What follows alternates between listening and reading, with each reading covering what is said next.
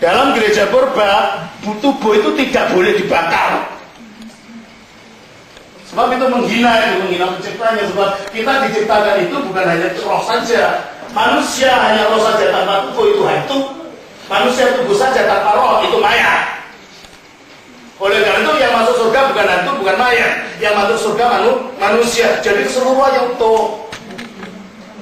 Coba kita baca di dalam. Oleh karena itu sekarang saudara kalau jadi orang Kristen, hentikan kebiasaan lama membakar tubuh, dosa itu. Hentikan. Sebab kita nanti kebangkitan. Kita tidak percaya hanya rohnya yang masuk surga, tubuh kita ini akan bangkit nanti. Roma pasal 5 ayat 28-29. Roma pasal 5 ayat 28-29. Tolong baca.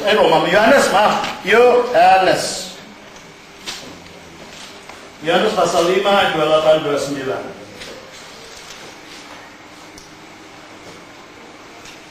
Tolong bacakan. Janganlah kamu heran akan hal itu, sebab saatnya akan tiba bahwa semua orang yang di dalam kuburan. Di mana? Dalam kuburan. Dalam kuburan. Orang mati ya dia. Yang dalam kuburan itu rohnya atau tubuhnya? Tubuhnya. Semua orang yang dalam kuburan apa katanya? Akan mendengar suaranya. Ternyata orang mati bisa dengar waktu itu. Ya. Semua orang yang ada dalam kuburan akan mendengar suaranya, lalu dan mereka yang telah berbuat baik akan keluar dan bangkit. Keluar dari mana? Keluar dari kuburan. Lalu bangkit. Disatukan dengan rohnya yang sekarang menunggu. Rohnya memang Firdaus sekarang menunggu sampai saatnya tubuh dibangkitkan. Loh, apa bisa atau tubuh dibangkit? Mungkin pertanyaan itu kata. Kan ini sudah jadi tanah, jadi unsur mengurai menjadi unsur-unsur kimia yang membentuknya. Pertama dari segi ilmu kimia. Di dalam alam ini zat kimia itu bertambah, berkurang atau tetap saja? Gimana? Tetap. Teori kekekalan bilang tetap. Tetap saja. Berarti kalau gitu unsur-unsur yang membentuk tubuh kita pun tidak hilang sebenarnya. Tetap dalam alam ini. Betul? Saya bayangkan kalau saya tukang pembuat keramik. Ya kan? Keramik saya pecah berkeping-keping. Saya tahu nggak di mana ini tadi gandengannya, pecahan yang mana? Loh, kalau saya membuat keramik, tahu. Saya bisa memulihkan kembali. Demikian juga roh kita akan tahu. Unsur-unsur kimia yang sekarang mengurai yang tadinya bentuk tubuh kita itu mana tadi milik? Dikenal oleh roh itu pada saat perbandingan. Dan unsur-unsur kimia itu akan dikumpulkan lagi kepada bentuknya semula. Baca Yeskiel pasal 37.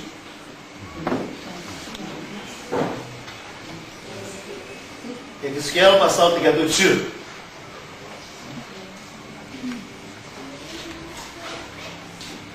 Kalau bacakan Yeskiel 37 ayatnya. Ini penggambaran tentang bagaimana sih kalau bangkit itu gimana gitu. Ayatnya yang ke-2 sampai dengan ayat yang ke-10. Tolong bacakan. Ia membawa aku melihat tulang-tulang itu berkeliling-keliling dan sungguh amat banyak bertaburan di lembah itu. Lihat, tulang-tulang itu amat kering. Lalu ia berfirman kepadaku, hai anak manusia, dapatkah tulang-tulang ini dihidupkan kembali? Aku menjawab, ya Tuhan Allah, Engkaulah yang mengetahui. Nah, ini kita nggak tahu serem-serem masa iya sih gitu. Ya sekalian juga gitu. Yang nggak tahu lah, udah jadi tukang kering masa hidup lagi. Itu kata Yeskiel. Terus? Lalu firman-Nya kepadaku, bernubuatlah mengenai tulang-tulang ini dan katakanlah kepadanya, hai tulang-tulang yang kering, dengarlah firman Tuhan. Beginilah firman Tuhan Allah kepada tulang-tulang ini. Aku memberi nafas hidup di dalammu, supaya kamu hidup kembali. Terus ayat 7. Lalu aku bernubuat seperti diperintahkan kepadaku. Dan segera sesudah aku bernubuat, kedengaranlah suara, sungguh suatu suara berderak-derak, dan tulang-tulang itu bertemu satu sama lain. Coba bayangkan saudara, tulang-tulang kering yang berserakan karena dibunuh ini oleh kuasa Allah berderak-derak, berkumpul, bertemu kepada tulang-tulang sesama tubuhnya nanti. Tapi kalau tulang itu sudah jadi zat kimianya ngumpul dulu. Zat yang membentuk tulang jadi tulang, zat yang membentuk urat jadi urat, zat yang membentuk daging jadi daging, ngumpul lagi. Teruskan. Sedang aku mengamat-amatinya, lihat, urat-urat ada dan daging tumbuh pada. Nah, urat-urat ada muncul setelah tulangnya ngumpul jadi tengkorak tubuh, maka urat-uratmu muncul, lalu daging-dagingmu muncul, terus kemudian kulit menutupinya. lalu kulitnya muncul lagi, terus Tetapi mereka belum bernafas. nah, terus Maka firman-Nya kepadaku, bernubuatlah kepada nafas hidup itu. ayat 10. Lalu aku bernubuat seperti diperintahkannya kepadaku, dan nafas hidup itu masuk di dalam mereka, sehingga mereka hidup kembali. Nah, itulah gambaran kitab suci. Kalau bangkit itu gimana? Kalau memang badannya betul-betul sudah rusak, dimakan ikan hiu umpamanya, sudah nggak ada bekasnya, itu nanti ngumpul lagi. Zat-zat kimianya, zat yang tadinya membentuk tulang jadi tulang, zat yang tadinya membentuk urat jadi urat lagi, zat yang membentuk daging jadi daging lagi. Kok bisa? Ada Allah yang maha kuasa. Ini yang jadi masalah. Karena yang membangkitkan adalah Allah. Ada Allah yang maha kuasa. Yang tadinya kita tidak ada saja bisa dijadikan ada. Hanya dari sekedar pertemuan antara ovum dan sperma. Apalagi yang tadinya pernah ada, dia bisa mengembalikan ada lagi nggak? Bisa. Yang tidak ada jadi ada, yang pernah ada pasti bisa dikembalikan menjadi ada. Oleh karena itu, kita sebagai orang Kristen dilarang mengkremasikan tubuh. Sebab apa? Sebab kehancuran tubuh itu bukan kehendak Allah, kehancuran tubuh itu akibat dosa. Kalau kita ikut-ikut membakar, berarti kita ikut-ikut berpartisipasi dengan dosa yang ingin menghancurkan. Hanya agama-agama yang tidak percaya kebangkitan itu yang membakar tubuh keluarganya. Agama apa? Hindu, Buddha, Konghucu. Ini adalah agama-agama yang memang tidak percaya kebangkitan. Oleh karena itu mereka percaya bahwa tubuh ini kembali pada yang air jadi air, yang api jadi api, yang tanah jadi tanah katanya. Kita tidak. Memang jadi begitu, tapi jadi begitu akibat dosa. Dan Allah akan memulihkan kembali. Jelas ini ya? Kembali kepada Yohanes pasal 5 ayat 28-29 tadi. Ya. Yohanes pasal 5 ayat 28-29. Banyak orang Kristen akhirnya tunduk pada tekanan. Karena keluarganya minta supaya dibakar, ya dibakar saja, toh sama saja. Tidak sama saja secara teologis. Jadi lihatnya harus lihat secara teologis ya. Kita baca lagi itu Yohanes 5 ayat 28-29. Janganlah kamu heran akan hal itu, sebab saatnya akan tiba bahwa semua orang yang di dalam kuburan akan mendengar suaranya. Dan mereka yang telah berbuat baik akan keluar dan bangkit untuk hidup yang kekal. Tetapi mereka yang telah berbuat jahat akan bangkit untuk dihukum. Terima kasih. Semua bangkit, tapi tidak semuanya mengalami kehidupan kekal. Ada yang bangkit untuk dihukum, tapi semua bangkit. Bagaimana ya? Apakah mesti orang Kristen yang bisa masuk surga? Orang Kristen atau orang yang beragama Kristen? Kalau orang yang beragama Kristen dan percaya dan menghidupinya dalam ketaatan dan cinta dan menyatu terus-menerus dengan Tuhan Yesus tentunya. Apakah orang luar yang taat atau yang setia itu sama kehidupan baik sehari-harinya tidak bisa masuk? Keselamatan itu bukan masalah perbuatan. Keselamatan itu masalah menyatu dengan hidupnya Yesus. Kalau orangnya sama sekali belum pernah dengar Injil, Ya itu lain. Kalau orang tidak pernah membuat Injil dan mengikuti suara hatinya yang adalah suara firman Allah, secara tidak langsung dia dikaitkan dengan Kristus. Jadi kalau dia diselamatkan bukan karena agamanya yang menyelamatkan, karena Kristus yang tinggal dalam hidup orang itu secara tak dikenal. Tidak ada agama yang menyelamatkan, Yesus yang menyelamatkan. Kalau ada orang Buddha diselamatkan nanti, kalau ada orang Islam diselamatkan nanti, kalau ada orang Hindu diselamatkan nanti, itu yang menyelamatkan tetap Yesus, bukan agamanya. Jelas ya? Ada lagi? Ya. Ini yang nanya tadi Romo tadi bilang semua manusia berada di bawah kuasa maut, artinya semua manusia nantinya akan mati kecuali Yesus karena dia tidak berdosa, karena yang mengambil kematian adalah maut yang didapatkan oleh dosa. Saya pernah baca di Alkitab Perjanjian Lama itu ada 2 orang yang nggak mati. Elia dan Henok. Iya, dalam kitab Wahyu dia akan lagi pasal 11. Ada 2 orang yang akan turun menjadi pada waktu zaman Antikristus untuk dibunuh. Artinya dia tidak berdosa. Bukan, dia mati berarti kan? Berarti dia harus lewati mati juga. Hanya untuk sementara ditunda dulu untuk tujuan zaman akhir, matinya nanti. Tapi tetap mati juga. Wahyu 11. 1-4.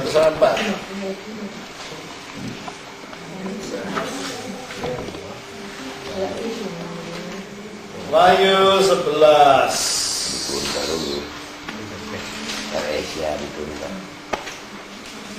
Kalau bacakan ayatnya yang ke-3 sampai dengan ayat yang ke-7. Dan aku akan memberi tugas kepada 2 saksiku, supaya mereka bernubuat sambil berkabung 1260 hari lamanya. Mereka adalah kedua pohon zaitun dan kedua kaki dian yang berdiri di hadapan Tuhan semesta alam. Nah, mereka ini berasal dari surga sana, tinggal di Firdaus. Terus, siapa yang tinggal di Firdaus? 2 manusia yang tinggal di Firdaus. Ya, 2 yang tidak pernah mati ini siapa? Henok dan Elia. Terus, dan jikalau ada orang yang hendak menyakiti mereka, keluarlah api dari mulut mereka menghanguskan semua musuh mereka. Dan jikalau ada orang yang hendak menyakiti mereka, maka orang itu harus mati secara itu. ayat 7. Dan apabila mereka telah menyelesaikan kesaksian mereka, maka binatang yang muncul dari jurang maut Antikristus maksudnya. akan memerangi mereka dan mengalahkan serta membunuh mereka. Nanti mereka mati kan? Mati dulu baru bangkit lagi. Iya, itu apa? Dan mayat mereka akan terletak di atas jalan raya kota besar yang secara rohani disebut Sodom dan Mesir, di mana juga Tuhan mereka disalibkan. Terus, Dan orang-orang dari segala bangsa dan suku dan bahasa dan kaum melihat mayat mereka 3,5 hari lamanya, dan orang-orang itu tidak memperbolehkan mayat mereka dikuburkan. terus, Dan mereka yang diam di atas bumi bergembira dan bersuka cita atas mereka itu, dan berpesta dan saling mengirim hadiah. Karena kedua nabi itu telah merupakan siksaan bagi semua orang yang diam di atas bumi. terus. 3,5 hari kemudian masuklah roh kehidupan dari Allah ke dalam mereka, sehingga mereka bangkit dan semua orang yang melihat mereka menjadi sangat Terima takut. kasih. Jadi untuk sementara mereka tidak mati, Henok dan Elia itu. Tapi karena mereka berdosa, mereka harus mati juga. Maka mereka turun lagi menggenapi keberadaan kemanusiaan mereka, dibunuh, baru bangkitlah lagi. Setelah itu naik surga lagi. Jelas ya? Ya. Untuk menjawab ini ya Romo, kan ada tiap hari kita melihat itu di TV. Tiada Allah kecuali Tuhan. Tidak ada Tuhan selain Allah. Tiada Tuhan selain Allah. Ya. Ya, karena sebenarnya bahasa Arabnya la ilah itu bukan tiada Tuhan. Tiada ilah selain Allah. Ilah itu artinya sesuatu yang dipertuhan, sesuatu yang disembah. Nah, oleh mereka ayat ini dipakai untuk menyerang orang Kristen karena Yesus disebut Tuhan. Padahal maksud Tuhan untuk Yesus bukan ilah. Maksud kata Tuhan untuk Yesus artinya apa? Penguasa. Jadi nggak ada urusannya itu ayat kata-kata itu dengan keyakinan kita. Meleset kalau itu dikenakan kepada kita. Sebab Tuhan dalam pengertian mereka di situ adalah ilah, Tuhan dalam pengertian kita adalah penguasa. Nggak ada urusannya. Jelas Pak ya? Ya. Ada pertanyaan lagi?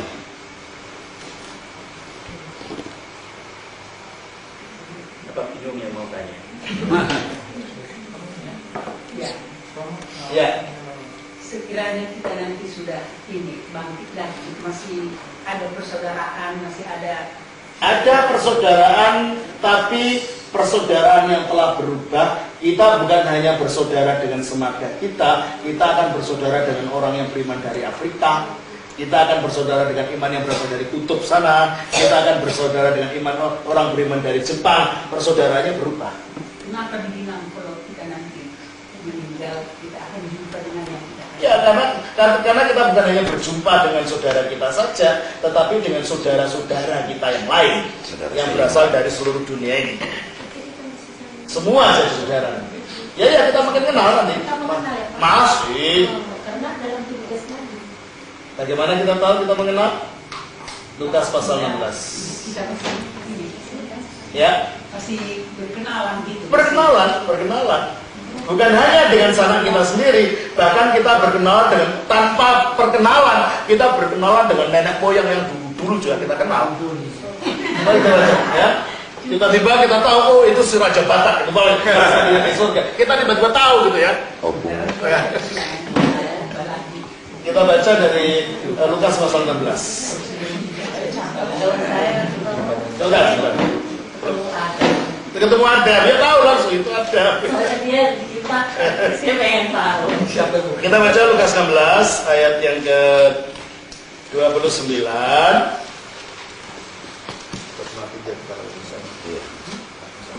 Temunya kayak semut itu. Lukas 16, tolong baca. Pakai Adam R. Ayatnya yang ke 20. Kita baca juga saja ayatnya yang ke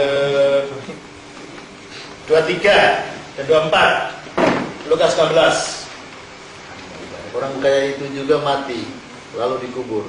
Dan sementara ia menderita sengsara di alam maut, ia memandang ke atas, dan dari jauh dilihatnya Abraham dan Lazarus duduk di pangkuannya. Jadi orang kaya ini mati. Dari jauh dilihatnya Abraham. Abraham sudah mati lebih dulu atau tidak? Sudah, ribuan tahun yang lalu. Baru kemudian orang kaya ini mati. Terus apa ayat 27? Ayat yang ke-24. Lalu ia berseru, katanya, Bapak Abraham. Dari mana dia kenal itu Abraham? Kan nggak pernah ketemu. Tapi tiba-tiba dia tahu itu Abraham. Menunjukkan pengetahuan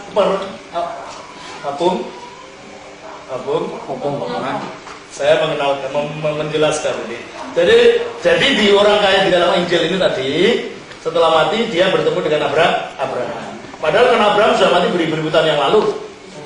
Ketika dia bertemu langsung dia berkata, Bapak Abraham, langsung kenal. Jadi di sana nanti kita kenal otomatis, secara intuitif, tanpa harus dikenalkan. Bisa kenal sama. Langsung tahu. Oh itu Musa, itu Maria, itu siapa langsung tahu. Otomatis kita tahu. Jelas ya? Pertanyaan lagi Romo. Iya.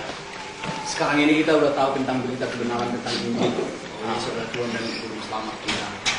Bagaimana dengan nenek moyang kita yang belum mengenal dengan Kristus?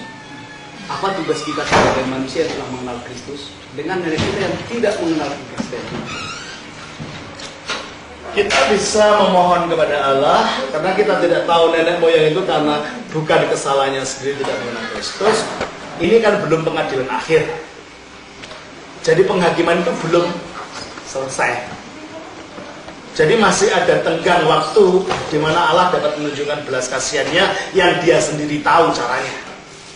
Ya minta saja pada Allah, tunjukkan belas kasihan pada mereka yang bukan karena kesalahannya tidak menolak engkau. Entah caranya dia, kita nggak perlu tahu. Karena begini nih Romo, kebetulan saya sebelum menjadi seorang ortodok, saya dari Hagamiti. Kalau di Protestan itu tidak ada lagi hubungan antara yang meninggal dengan yang mati. Sebelum Kristus datang memang tidak ada hubungan. Sesudah Kristus datang dia menyatukan surga dan bumi. Coba baca dalam Efesus 1 ayat 10. Nah kalau tidak ada hubungan berarti nggak ada bedanya Yesus datang atau tidak kalau begitu. Yesus datang mengubah semuanya itu. Tidak ada hubungan kalau orang itu di luar Kristus, betul. Orang yang di dalam Kristus, kita bersetuju di dalam Roh Kudus. Efesus 1 ayat 10.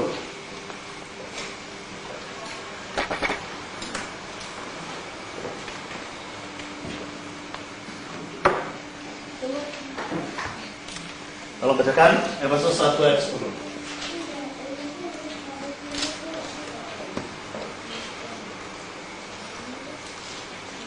Yang ketemu tolong bacakan deh, biar lama. Efesus 1 ayat 10.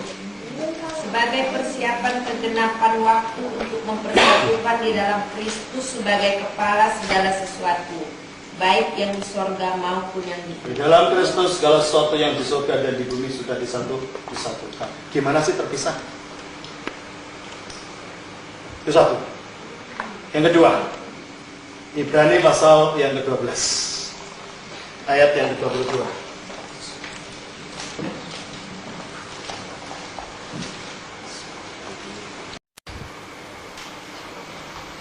Ini masa depan atau masa yang sudah selesai? Sudah terjadi?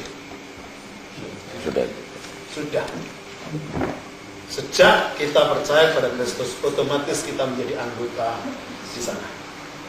Kewargaan kita di mana, saudara? Di dalam surga. Kalau kewargaan kita di dalam surga, yang di surga itu ada siapa? Ya ada orang-orang yang diselamatkan. Berarti ada hubungan dengan mereka itu, atau enggak? Tentunya sama warga enggak ada hubungan gimana? Ya Pak? Baca lagi. Ibrani 2 ayat 12 dan 22. Ibrani 12 tetapi kamu sudah datang ke Sion, ke kota Allah yang hidup, Yerusalem surgawi, dan kepada beribu-ribu malaikat. Nah, di kota Allah yang hidup ini ada siapa? Beribu-ribu malaikat, dan kita telah datang ke situ secara posisi. Kalau gitu ada kota, ada hubungan dengan mereka, ada malaikat nggak? Tentunya harus sama-sama warga kok. Terus apa lagi? Suatu kewajiban anak-anak sungguh yang namanya terdaftar di surga, dan kepada Allah yang ya, tentunya di situ ada Allah kan. Jadi ada malaikat, ada Allah, ada siapa lagi? Dan kepada Allah yang menghakimi semua orang, dan kepada roh-roh orang benar yang telah menjadi sempurna. Nah, ada pada roh orang-orang benar yang telah menjadi sempurna. Berarti di surga itu bukan hanya ada malaikat saja, ada siapa? Roh orang-orang benar yang telah menjadi sempurna. Dan kita telah datang ke situ. Kok gak ada hubungan, gimana sih? Sama-sama warganya kok. Berarti Romo, kita tidak salah mendoakan nenek moyang kita. Kita mohon pada Allah. Saya katakan tadi, karena ini bukan penghakiman Allah, belum penghakiman akhir. Berdoa pada orang mati itu salah. Berdoa pada orang mati itu salah, dilarang. Berdoa kepada Allah untuk menunjukkan belas kasihannya pada mereka itu gak salah. Kita kan bisa mendoakan belas kasihan pada siapa saja. Berdoanya bukan pada orang mati itu, kepada Allah. Sebab ini bukan hari penghakiman. Belum hari penghakiman akhir. Kalau belum akhir masih ada tenggang waktu enggak? Ya. Itulah sebabnya gereja purba berdoa kepada Allah untuk hal ini. Sampai sekarang dipraktikkan dalam gereja ortodoks. Karena kita percaya belas kasihan Allah. Adanya ide bahwa kita tidak boleh berdoa pada Allah untuk ini adalah reaksi terhadap penyalahgunaannya dalam gereja Roma Katolik pada waktu zaman reformasi. Itu penyalahgunaan yang dilawan, bukan doanya itu sendiri kalau dipraktekkan secara benar. Orang tidak bisa membedakan berdoa kepada Allah untuk menunjukkan belas kasihan pada mereka ini dengan minta bantuan pada orang mati. Sering tidak bisa membedakan. Yang dilarang adalah yang kedua ini. Jadi saya mau tanya, kalau begitu, kalau orang mati, yang diselamatkan, rohnya berpendek pada itu tidak selamat, tempatnya kan berbeda. Jadi kalau kita mendoakan orang yang sudah mati, berarti kita meminta supaya rohnya itu nanti tidak dihukum. Gitu. Karena kita tidak tahu orang yang mati tidak percaya ini punya benih iman atau tidak, kita tidak tahu. Yang tahu hanya Allah. Yang bermanfaat dari doa itu hanya orang punya iman. Dan Allah yang akan memberikan rahmatnya kepada orang yang punya iman. Jadi kalau orang tidak punya iman, didoakan 1000 kali nggak ada efeknya. Gitu. Hanya Allah yang bisa menunjukkan. Oke, supaya nggak bingung baca Matius 12.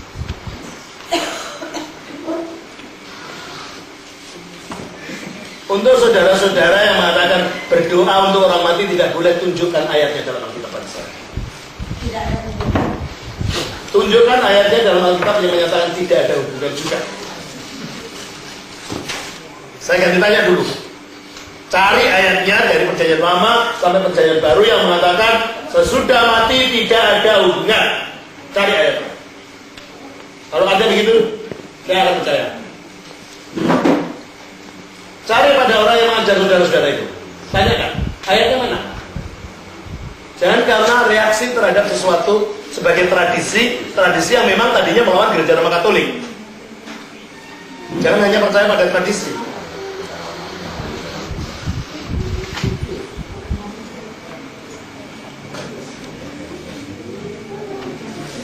Matius 12. Ayat 32. Ayatnya ke-32. Apabila seorang mengucapkan sesuatu menentang anak manusia, ia akan diampuni. Nah, kalau menentang anak manusia, siapa itu? Dia dapat diampuni. Contohnya orang Islam. Mereka menentang Yesus kan sekarang? Menentang. Masih ada kemungkinan untuk diampuni nggak mereka? Kapan? Kalau mereka mulai berhenti menentang dan percaya Yesus, masih ada kesempatan untuk diampuni. Tetapi jika ia menentang Roh Kudus, nah, siapa yang memberitahu manusia tentang Yesus itu sebagai juru selamat? Siapa? Roh Kudus. Ketika sudah diberitahu Roh Kudus seperti itu, bahwa Yesus itu juru selamat, tetap menolak, ada keselamatan tidak? Tidak. Siapa yang menentang suara Roh Kudus yang menyaksikan Kristus itu, maka dia tidak akan diampuni karena tidak bisa percaya pada Yesus. Padahal pengampunan itu di dalam Yesus. Jelas? Menghujat Roh Kudus artinya menolak kesaksian Roh Kudus di dalam hati orang. Orang ini yang tidak akan bisa diselamatkan. Kalau mau menentang anak manusia, ya karena belum diterangi Roh Kudus bisa saja seperti orang-orang Islam itu. Ya toh, menentang Roh Kristus. Tapi kalau menghujat Roh Kudus dalam menolak kesaksian Roh Kudus tentang Kristus dalam hati, ya sudah nggak ada kesempatan diselamatkan. Oke, teruskan. tetapi jika ia menentang Roh Kudus, ia tidak akan diampuni di dunia ini tidak, dan di dunia yang akan datang pun tidak. Teruskan. Jikalau suatu pohon kamu udah cukup.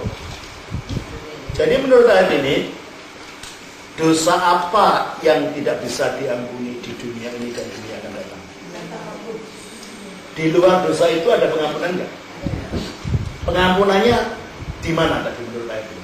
Di mana saja? Di dunia dan yang akan datang. Tapi kalau gitu di dunia yang akan datang masih ada kesempatan enggak? Pengampunan. Masih. Jadi jangan hanya karena tradisi kata orang, lihat Alkitab lagi. Masih ada kesempatan, karena apa? Karena ini belum pengadilan akhir. Kalau sudah pengadilan akhir, dia sudah habis, sudah ada kesempatan. Jelas ya? Jadi kita mohon belas kasihan Allah itu tidak kaku seperti kita. Caranya, cara Allah ya kita tidak tahu. Ya kita mohon saja, Tuhan, tolong tunjukkan janjimu ini. Saya punya orang tua yang tadinya belum percaya, tapi saya tidak tahu ada benih iman atau tidak di dalamnya. Tolong tunjukkan janjimu ini. Sudah gitu aja. Tolong tunjukkan janji ini, berikan kesempatan kepada dia untuk diampuni kalau memang ada benih iman waktu hidupnya. Dah, gitu aja. Nanti Tuhan sendiri yang bertindak, bukan kita. Ya. Artinya bukan seberapa banyak kita berdoa gitu. Ya boleh saja kita doakan kalau kita tunjukkan cinta kasih. Kapan saja. Berapa banyak kita. Karena kalau kita mengasihi, selalu kita ingin memohonkan sesuatu yang terbaik untuk yang kita kasih. Toh dalam iman Kristen, orang yang mati itu tidak mati, masih ada mereka itu. Ya kan? Orang yang mati itu nggak mati, mereka masih ada. Coba kita baca di dalam Lukas 16 itu. Ayat yang ke-21.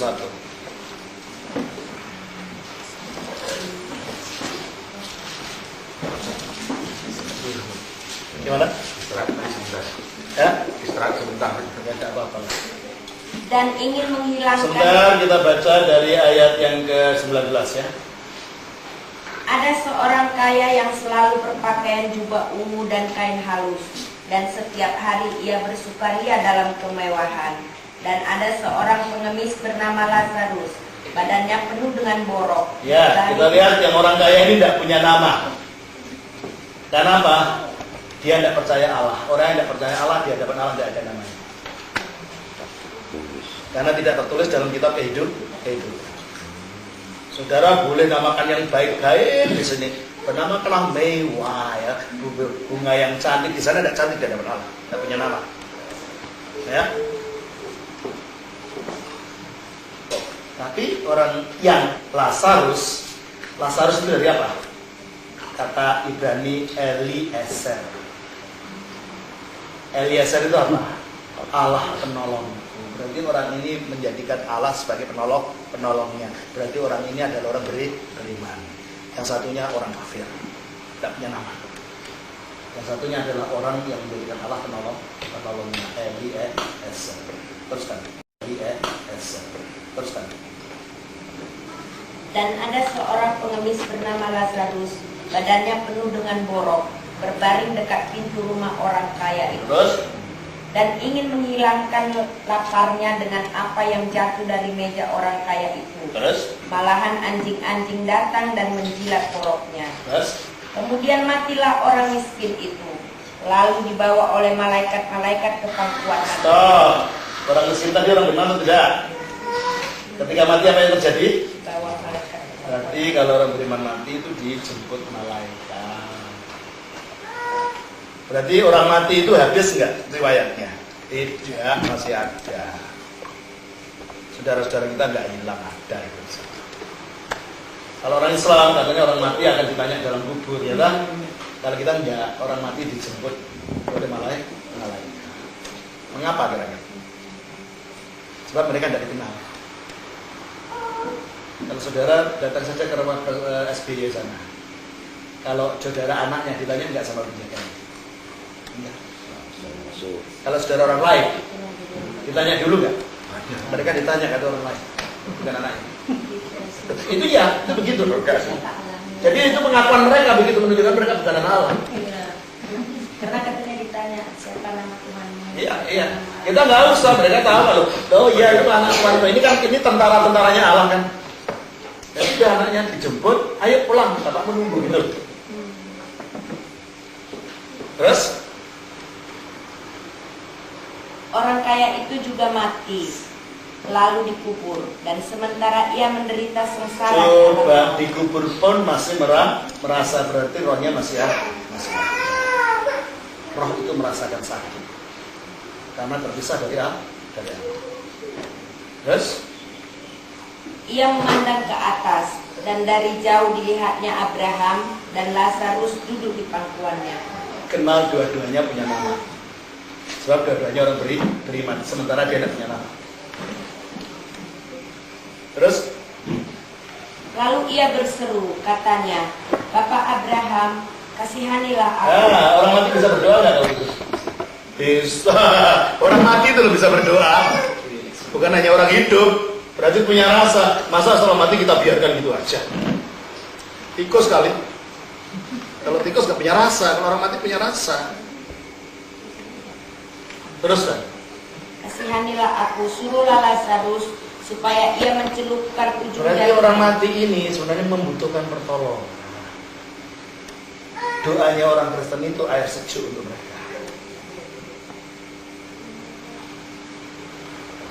Mereka minta doa itu. Terus?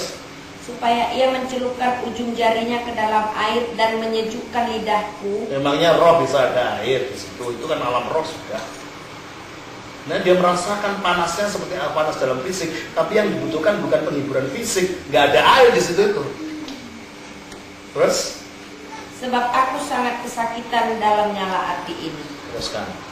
Tetapi Abraham berkata, "Anak, ingatlah bahwa engkau telah menerima segala yang Berarti orang mati ingat masa hidupnya loh, gak lupa loh. Buktinya disuruh mengingat. Bacalah. bahwa engkau telah menerima segala yang baik sewaktu hidupmu." Ingat, semuanya itu ingat dia. Makanya kalau dihakimi akan terbuka semua kayak film gitu kan. Semua akan dibukakan, tidak ada yang melupakan. Yang membuat lupakan otak. Roh nggak perlu otak lagi. Jadi semua ingatan akan muncul lagi. Ketika manusia sudah berada dalam roh, ingatannya jauh lebih tajam daripada ketika dalam tubuh. Sebab dia mengingat tanpa otak. Dia mengingat secara otomatis dari kekuatan roh itu sendiri. Ya, teruskan. Sedangkan Lazarus segala yang buruk. Sekarang ia mendapat hiburan dan engkau sangat menderita. Terus? Selain daripada itu di antara kami dan engkau terbentang jurang. Nah, jurang itu di alam sana atau sana ke sini? Di alam sana. Ini sering orang digunakan, oh ada jurang terbentang antara mereka dan kita, jadi tidak ada hubungan. Sebenarnya ayat ini yang disalah tafsirkan. Jurang ini adalah antara alam neraka dan alam surga. Itu loh jurang ini. Bukan antara alam sana dengan alam sini. Buktinya apa? Waktu Yesus dimuliakan di atas gunung, siapa nampak? Elia dan Musa. Kalau Elia sih masih hidup, masih kita bisa argumentasi. Dia kan orang hidup. Musa sudah mati atau masih hidup? Berarti bisa menampakkan diri kan?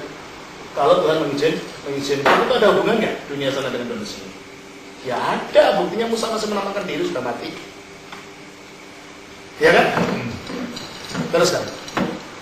Supaya mereka yang mau pergi dari sini kepadamu ataupun mereka yang mau datang dari situ kepada kami tidak dapat menyeberang. Nah, sini ke situ maksudnya apa? Surga dan neraka, bukan alam sana dan alam sini, bukan. Jurang ini sesama alam sana ini yang dimaksud. Jadi bahasa sering disalah tafsirkan ini yang dipakai sebagai alasan tidak ada hubungan orang mati dan orang hidup. Ini ada hubungan orang sama-sama mati yang di surga dengan yang di neraka. Itu ayat itu berbicara tentang itu. Teruskan. Kata orang itu, "Kalau demikian aku minta kepadamu, Bapa, supaya engkau menyuruh dia ke rumah." Nah, sekarang orang mati berdoa untuk siapa? Ayahnya. Lo yang mati lo berdoa, orang hidup gak mau berdoa untuk yang mati. Kerasnya hati kita ini. Orang mati lo masih ingat kita. Kok kita mau melupakan mereka begitu saja? Adil nggak? Nggak. Ajaran itu ajaran tidak adil. Yang mengatakan bahwa kita tidak ingat sama sekali. Mereka masih ingat kok kita tidak ingat mereka. Teruskan. Sebab masih ada 5 orang saudara. Oh, masih tahu jumlah saudaranya, saudara? Masih tahu rumah ayahnya. Jadi tahu chatnya, ngadep kemana, nomor berapa. Tahu dia masih ingat semua orang mati ini. Terus? Supaya ia memperingati mereka dengan sungguh-sungguh. No, orang mati yang didatangkan saja menginginkan keselamatan yang hidup. Masa yang hidup tidak menginginkan mereka di sana, keselamatan mereka di sana. Saya nggak tahu ajarannya ajaran dari mana, yang jelas dari Alkitab. Yang mengatakan sudah tidak ada hubungan lagi, itu bukan ajaran Alkitab. Kalau ajaran Alkitab jelas seperti ini. Teruskan. Agar mereka jangan masuk kelak ke dalam tempat penderitaan ini. Terus? Tetapi kata Abraham, ada pada mereka kesaksian Musa dan para nabi. Artinya di sana itu sudah cukup wahyunya Allah, itu tidak perlu ada wahyu ekstra. Ya, sudah dengar, kalau mau percaya ya percaya saja. Kalau enggak, ada orang mati hidup lagi pun orang tidak percaya. Buktinya Yesus bangkit, orang pasti orang Farisi tetap tidak percaya. Bukan berarti tidak mungkin orang mati datang ke dunia lagi. Kalau Allah menghendaki bisa. Contohnya Musa. Ya kan? Ada contoh dari Alkitab. Terus? Baiklah mereka mendengarkan kesaksian itu. Terus? Jawab orang itu, tidak, Bapak Abraham. Tetapi jika ada seorang yang datang dari antara orang mati kepada mereka, mereka akan bertobat. Itu cara pikirannya sendiri. Yang benar adalah Kalau mau mengetahui alam sana dan mau bertobat, belajarlah kitab suci. Jangan nunggu orang mati datang dulu, nanti yang datang malah setan. Gak usah nunggu itu. Terus? Kata Abraham kepadanya, jika mereka tidak mendengarkan kesaksian Musa dan para nabi, mereka tidak juga akan mau diyakinkan sekalipun oleh seorang yang bangkit. Masalahnya masalah hati ya. Kalau sudah harus ada orang mati bangkit dari kematian pun, kalau sudah tidak percaya, tetap suci ya tidak percaya saja. Makanya tidak perlu, tidak ada gunanya harus dikirim. Bukan tidak mungkin, tetapi dikirim pun tidak ada gunanya. Jelas ya? Jadi Alkitab jelas sekali menjelaskan tentang apa sih yang ada di alam sana. Ya memang kita dilarang minta-minta pada orang mati, nanti yang datang setan. Jangan pergi kuburan minta berkat ini dan itu dosa, itu tidak boleh. Ya kan? Nikah boleh saja, ini kan menunjukkan belas kasihan kan. Memberi bunga, membersihkan boleh saja, kenapa tidak? Itu kan namanya uhau. Namanya bakti terhadap orang tua, menunjukkan bakti. Mereka tuh sudah tua pun kalau kita menunjukkan uhau, menunjukkan bakti itu ya tetap dilihat rumahnya bapaknya saja dilihat. Hanya memang kita tidak diizinkan minta-minta sama yang di kuburan. Nanti tolong ya supaya diberkati, hobinya baik, yang memberi hobi bukan mereka. Minta nomor boleh. Ya, setan ya beri nomor-nomor itu. Itu setan ya. Ya. Apakah orang masih hidup bisa ke surga atau ke neraka balik lagi dia? Supaya kesaksian kan ada. Bohong. Nah, makanya saya tidak percaya yang begitu. Priaji ya. Percaya saja Alkitab, jangan percaya yang begitu. Ya. Kalau orang meninggal yang di dalam Kristus dan yang tidak itu kemana perginya? Ke Firdaus. Yang tidak ke Tartarus. Tartarus itu alam seperti neraka yang belum neraka. Tapi sudah terpisah. Oh iya. Nah, karena saya baru-baru ini kebetulan pengajaran dari gereja saya dapatkan seperti itu. Baru minggu lalu saya ada di suatu buku katanya bahwasanya orang meninggal itu adalah tidur yang lama. Enggak. Sampai nanti Tuhan datang Tidur pada nggak? Tidur nggak ayat yang kita baca nanti? Nah, itu makanya saya bilang ada perbedaan. Kata bukan perbedaan, berarti kalau gitu orang itu berbeda dari Alkitab. Alkitabnya juga. Oh iya, karena kata-kata mati itu memang tidur. Orang Jawa ya, orang Jawa. Kalau berkata tentang kuburan itu apa bahasa tentang kuburan? Romo Alex. Kesarea. Sare itu tidur. Tempatnya tidur. Dari pandangan fisik seperti orang tidur. Oleh karena itu Alkitab juga mengatakan tentang tidur ini. Tapi bukan berarti mereka tidak sadar. Yang tidur tubuhnya. Kalau rohnya tidak tidur, rohnya bersuka kita di dalam Firdaus yang baru itu Ibrani 12 ayat 23 tadi. Diulang lagi Ibrani 12. Ibrani 12 ayat 22. Ada siapa tadi? Roh orang benar yang telah menjadi sempurna. Berarti di surga itu ada, mereka tidak tidur. Itu langsung ke Firdaus. Firdaus itu belum surga. Jadi pada waktu sangkakala di Roh itu akan disatukan dengan tubuhnya yang bagian dari kuburan. Baru bersama tubuhnya dia naik ke surga.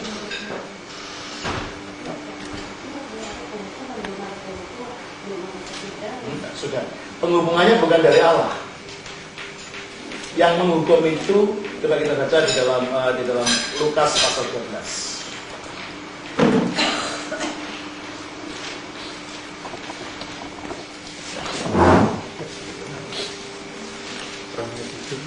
Mereka belum dihukum bukan berarti mereka tidak mengalami sengsara.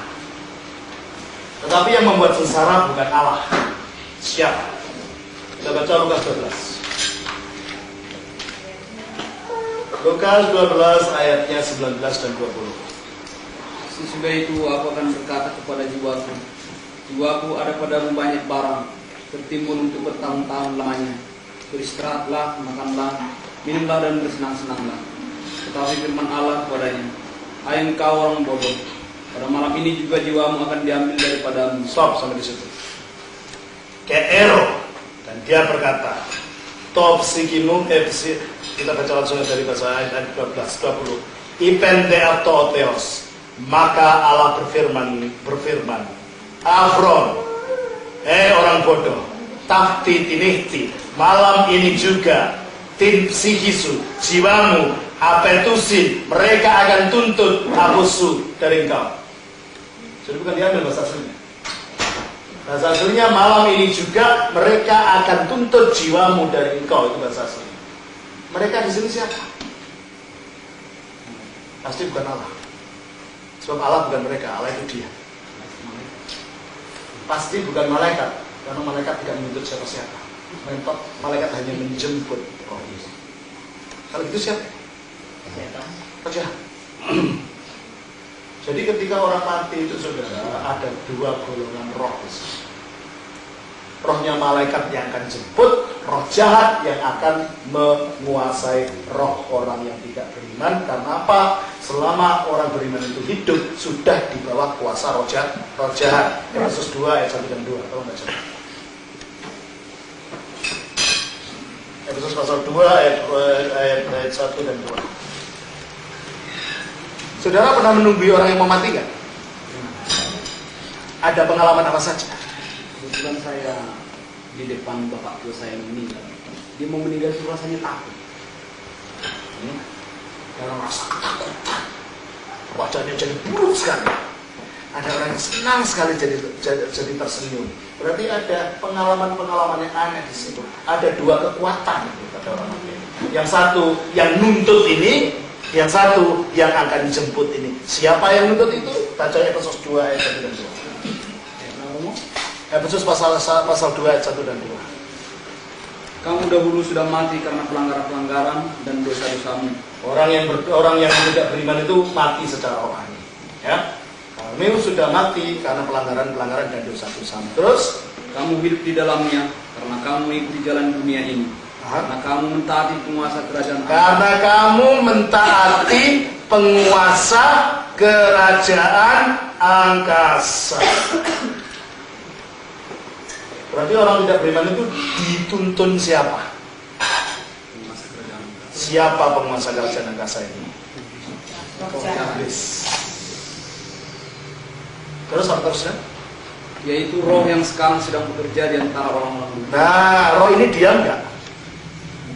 Tidak bekerja.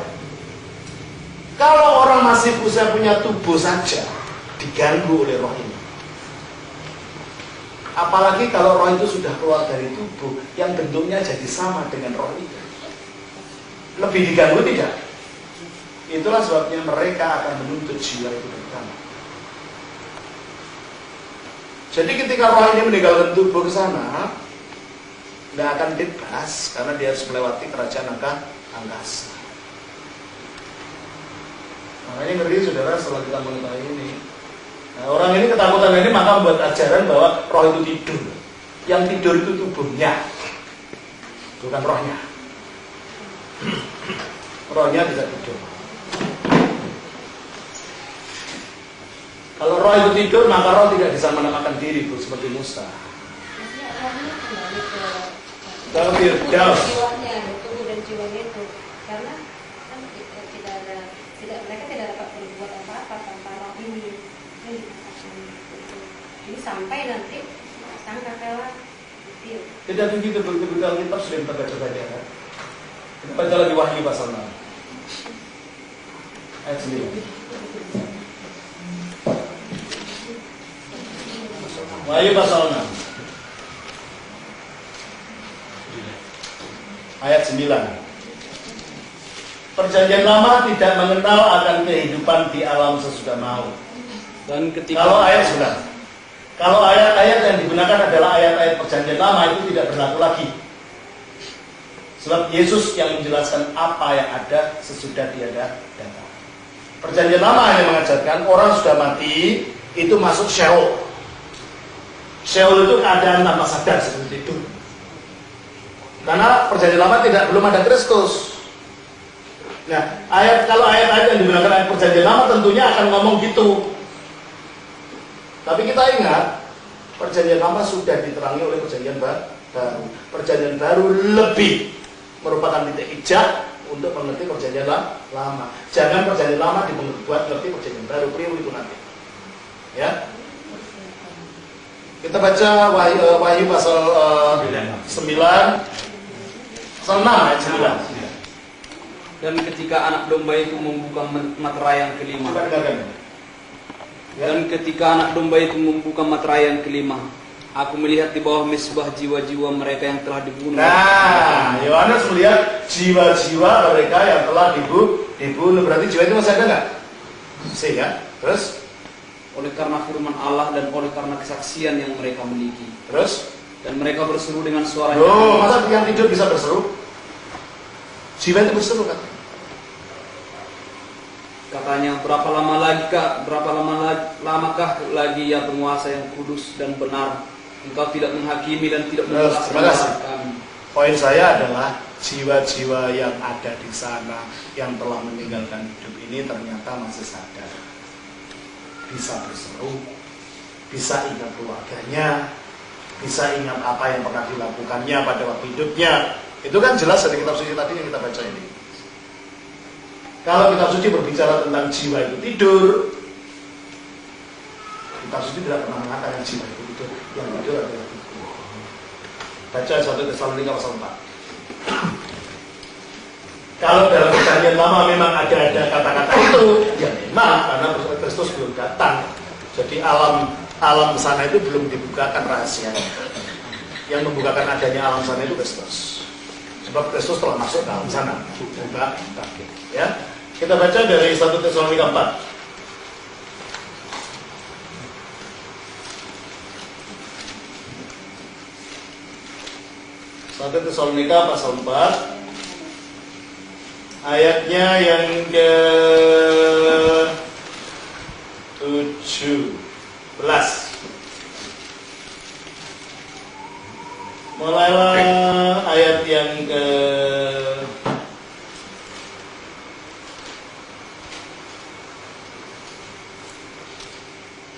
14.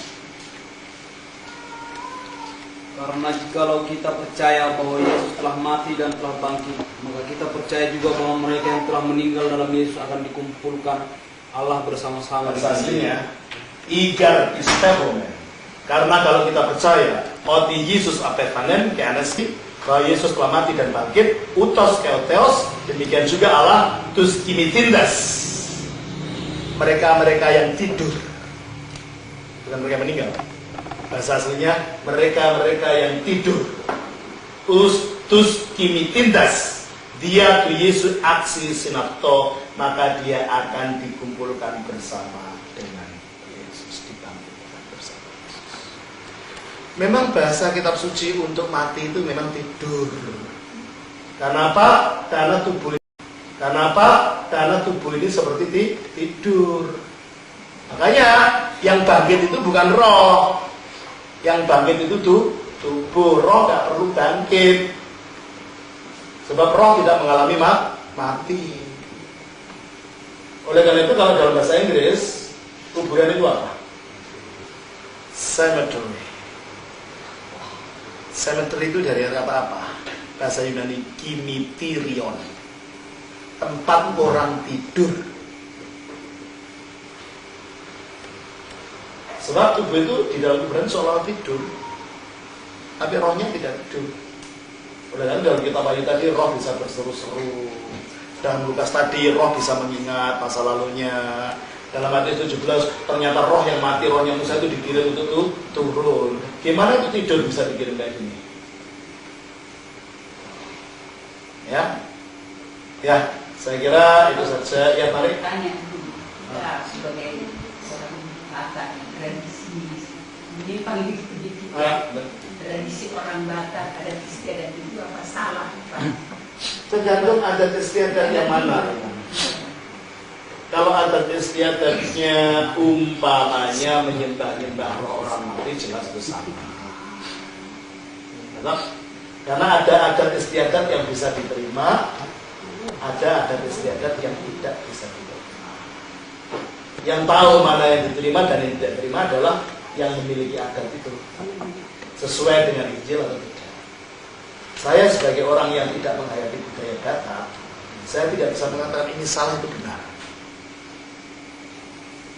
Saya tahu budaya yang saya ngerti. Gitu. Oleh karena itu hanya orang Batak yang dapat menentukan mana salah, mana yang benar sesuai dengan penghayatan imannya. Ada kaitannya dengan berhala atau tidak? Ya apa saja memberhalakan tidak boleh, bukan hanya di dan istiadat. Maksudnya ada kaitannya dengan penyembahan berhala di zaman purba tidak? Kalau boleh Batak Pak dulu barangkali Pak, kalau sekarang ini. Ya kalau tidak ya enggak. Gitu. Contohnya ulos gitu ya. Ulos buat hiasan. Ada yang menolak. Kenapa sih ditolak? Saya ingin tanya dulu.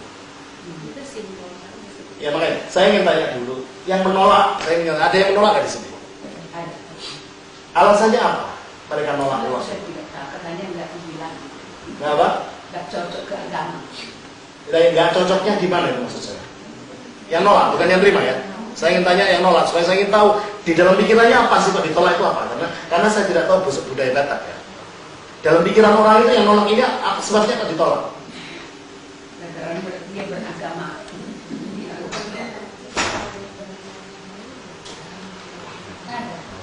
Bukan, saya kira begini, orang yang mengolah itu sering kita mendengar ulos ini adalah disebut ulos tondi.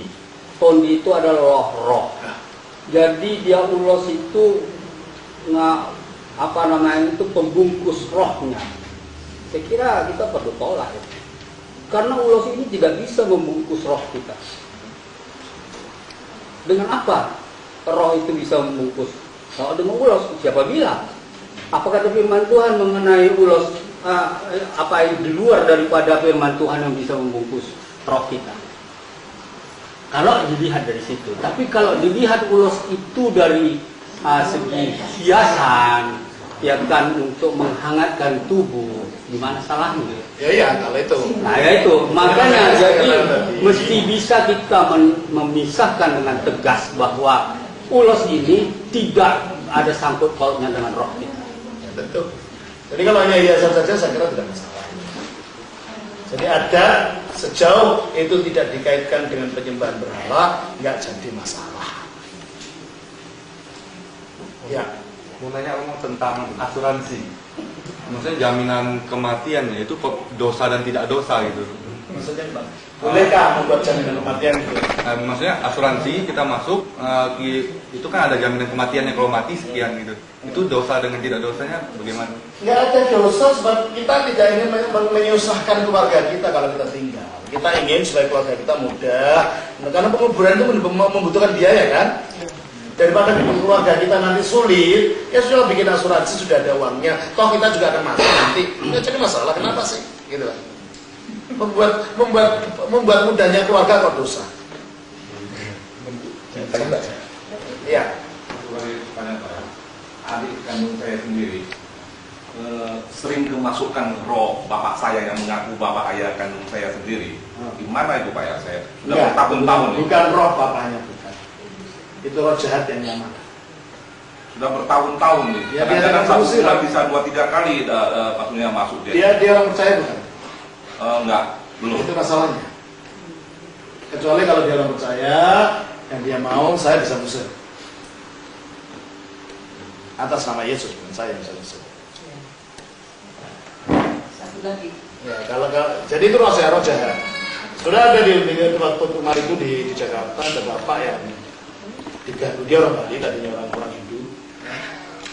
Nah, punya ibunya selalu menampakkan diri.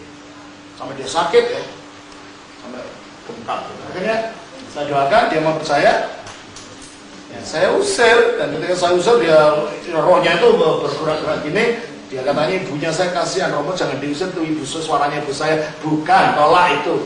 Akhirnya dia mau nolak, suara itu hilang, dan akhirnya minggu berikutnya kami sama-sama doakan, saya doakan, ibunya sudah kayak gini. Dokter mengatakan sudah hampir mati kok, sudah mau dibawa ke Amerika itu. Akhirnya kami doakan, saya tahu ini penyakitnya bukan penyakit biasa dari kuasa jahat ini. Saya doakan, itu bengkak begini langsung hilang bengkaknya di mana? Kamu ada waktu itu ya? Ya. Langsung itu bengkaknya hilang dan sekarang orangnya sudah sehat kembali. Jadi saya kira kalau orangnya mau percaya, yang begitu mudah saja dia. Jadi kalau ada orang-orang ada roh-roh ngaku itu rohnya ini orangnya itu jangan percaya. Jangan main-main. Apalagi main jam Lampung dan segala macam. Sering otomatis datang tiba-tiba gitu. Ada orang begitu karena gitu kalau di umpamanya klep itu sudah down. Klep jiwanya itu sudah down. Ada lagi yang mengaku dewa Pekom itu, Pekom yang disembah itu. Baru-baru ini kan kantor saya, dulu saya kan sebelumnya kan saya orang sembahyang Konghucu. Sempat saya pernah bawa patung itu ke kantor saya. Tapi lantaran kan kantor itu bukan saya sendiri, ada teman-teman yang mau sembahyang gitu. Saya sering berdoa itu, akhirnya itu patung itu Pekom itu sering masuk tubuh adik saya, minta mundur, dia bilang, tolonglah suruh yang bawa saya kembali, antar pulang saya ke tempat asal saya. Tapi orang itu nggak mau, kawan-kawan saya nggak mau, sembahyang terus. Akhirnya ini waktu dekat-dekat Imlek, dia sudah marah, masuk lagi ke tubuh adik saya.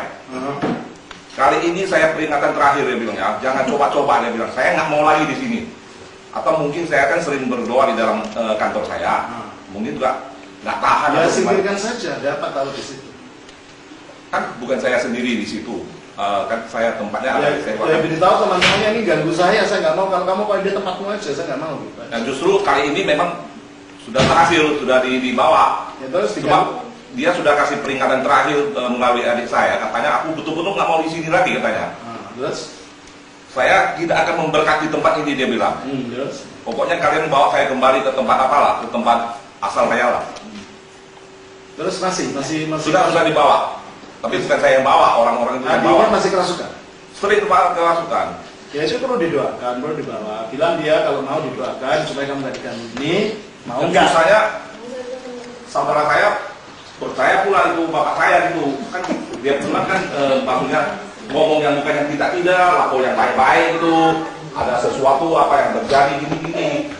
Bentar lagi waktu pulang sering nangis-nangis. Ini aja, bawa teman ke sana untuk berdoa, pada waktu dia kerasukan langsung diusir. Itu kebanyakan tengah malam pula.